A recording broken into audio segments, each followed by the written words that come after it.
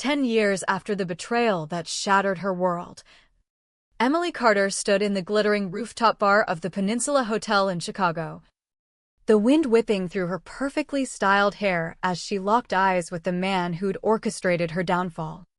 Ryan Thompson, once the golden boy of MIT's computer science program, approached with that same cocky grin she'd learned to hate, not recognizing her at first amid the crowd of alumni in their black tie finery.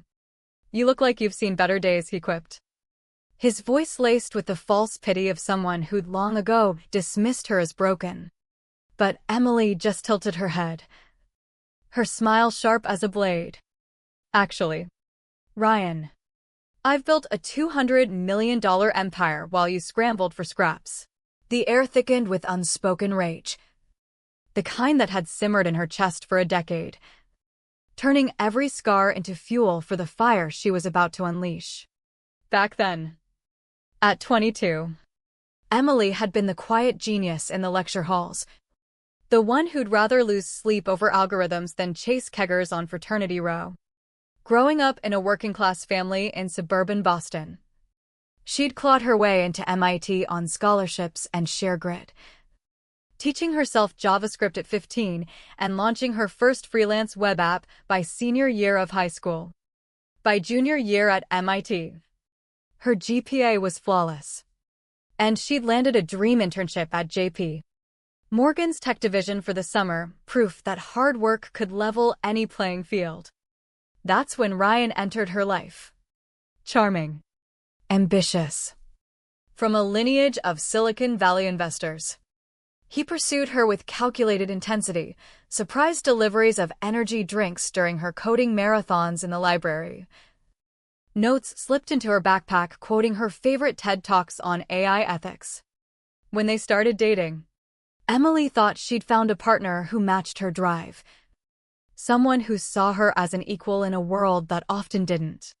Their circle formed around Ryan's orbit like planets to a sun. Brooke Lawson, the polished debate team captain who posed as Emily's confidant. Jake Reynolds, Ryan's roommate with a knack for hacking professor rubrics, and a few others who fed off Ryan's connections. Emily felt like she'd finally belonged, sharing late-night brainstorming sessions where ideas flowed freely. But the senior capstone project changed everything. Tasked with developing an AI-driven investment tool, eerily prescient of what she'd later create, Emily poured her soul into it, researching neural networks and behavioral finance, crafting an algorithm that could forecast market risks based on user patterns. She trusted Ryan completely, explaining every breakthrough over midnight pizzas, even letting him peek at her code repos. 3 weeks before the demo, the nightmare began. Emily woke to locked-out accounts on their shared GitLab, followed by an email from the Academic Integrity Board accusing her of code theft. The proof was brutal, doctored commit histories showing Ryan as the originator, manipulated chat logs where she supposedly begged for his help, even a forged email chain admitting she'd cribbed his ideas to boost her internship chances. The hearing was a farce. Ryan testified with crocodile tears about her betrayal. Brooke backed him up with tales of Emily's instability, and professors she'd admired suddenly recalled phantom red flags. In days, she was booted from the team. Weeks later, JP Morgan pulled her offer after an anonymous whistleblower tip. By semester's end, her capstone grade tanked, her scholarships evaporated, and her parents, blue-collar folks scraping by, couldn't fathom how their prodigy daughter had imploded so spectacularly. The truth hit like a gut punch. Ryan had stolen her algorithm for his family's venture fund startup, documenting their relationship to paint her as the clingy opportunist. The group had been complicit, each rewarded with intros to his investor network. Emily spent graduation day slinging burgers at a campus diner, peering through the greasy window as her classmates tossed caps in the air. Ryan's LinkedIn boasted about ethical innovation, racking up likes while she drowned in rejection emails and looming student debt. That night, alone in her dingy studio, staring at eviction notices. Emily vowed not just survival, but annihilation. She'd rise so high that when she struck back, they'd feel the full weight of what they'd awakened. The diner job became her lifeline. Or rather, her battlefield. At 5 a.m. sharp, she'd flip the open sign at Joe's Grill, a rundown spot near campus that hired anyone with a pulse. The owner, Martha, a no-nonsense widow in her 60s, didn't pry about Emily's MIT dropout status. She just showed her how to flip patties without burning them. Days melted into a grind, morning shifts dodging hungover students, afternoons cold calling for freelance gigs that never panned out, nights hunched over a second-hand laptop scouring free Coursera courses on machine learning. Humiliation stalked her like a shadow, old classmates drifting in for hangover cures, their pitying glances burning worse than any insult. She mastered invisibility. Head down, voice flat, while inside, the rage coiled tighter. 6 months in, the wound ripped open anew. Ryan sauntered into Joe's with venture capitalists in tow, booming about disrupting finance with predictive AI, her words, her code, repackaged in his slick pitch. He didn't spot her behind the counter at first, too busy schmoozing. When he did, his smirk faltered for a split second before reforming. "Emily? Didn't think you'd still be here." His tone dripped with condescension. Glancing back at his suits. "Guess not everyone's built for the big leagues. Peaked early. Huh." He slapped 100 on the counter for a $10 order. "Keep the change, old-time sake." As he left, touting his uncompromising ethics, Emily's hands trembled with suppressed fury, the bill crumpling in her fist. That encounter ignited something feral. Sleep became optional. She devoured online tutorials on full-stack development, blockchain, data privacy, anything to arm herself. Martha noticed, slipping her extra shifts and scraps of advice from her own hard-knock life. Revenge ain't about getting even. It's about getting ahead so far they choke on your dust. A year blurred by, promoted to manager at Joe's, ditching dead-end calls for freelance coding, fixing e-commerce bugs, building basic apps for mom-and-pop shops. Each win chipped at her portfolio. Each paycheck funded better gear. But the past haunted her. A LinkedIn alert from Brooke viewing her profile stirred old bile. The same Brooke, now a PR exec at a women's empowerment NGO, preaching solidarity while having stabbed Emily in the back.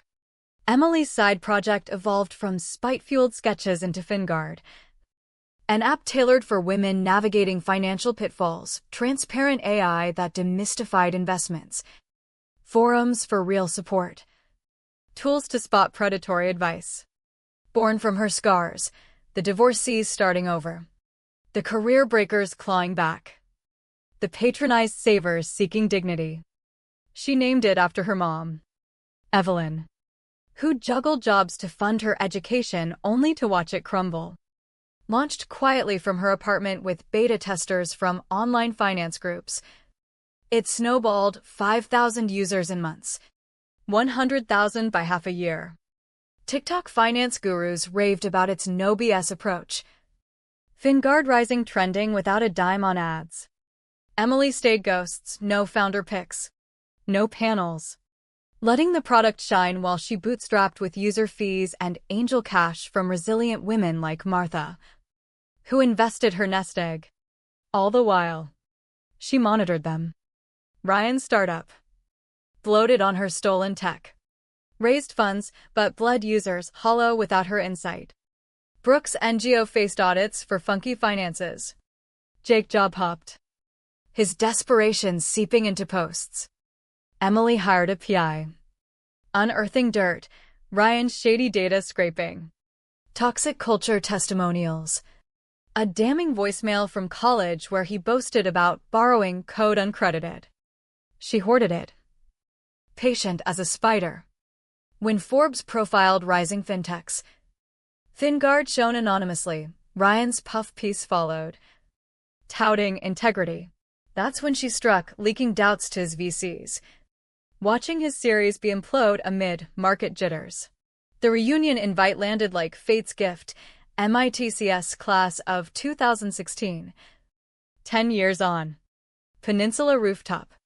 Emily RSVP'd with her partner, Olivia, a sharp ex-Wall Street whistleblower turned Fingard CFO, who'd torched her career exposing harassment but emerged unbreakable. Preparations were surgical.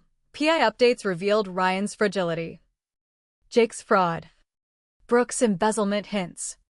2 weeks out, Fingard announced $50 million funding at $200 million valuation. A week later, Emily's Forbes profile dropped. From setback to success, Emily Carter's quiet revolution in fintech. Days before, cease and desists hit Ryan's firm over algorithmic overlaps, smoke to fan flames. The night arrived.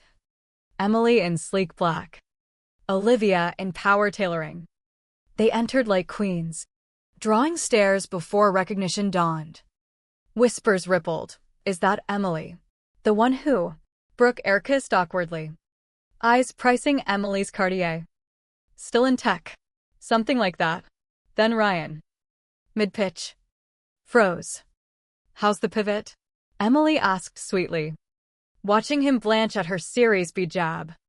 Jake slurred half-insults, cut off by Emily's casual drop. $50 million funding keeps one busy. The circle formed. Tension electric. Ryan accused sabotage, Olivia warned of defamation. Emily unveiled evidence, voicemails. Chats dubbed Operation Emily, code flaws proving theft. You peaked early, she echoed his diner taunt. But I was just warming up. Public apologies or exposure, $50,000 each to Fingard scholarships. They balked. Pride sealing their fate. Monday, she released the dossier TechCrunch led. Virality ensued. Ryan's firm folded. Investors sued. Brooke resigned amid scandals. Jake faced charges. Calls came.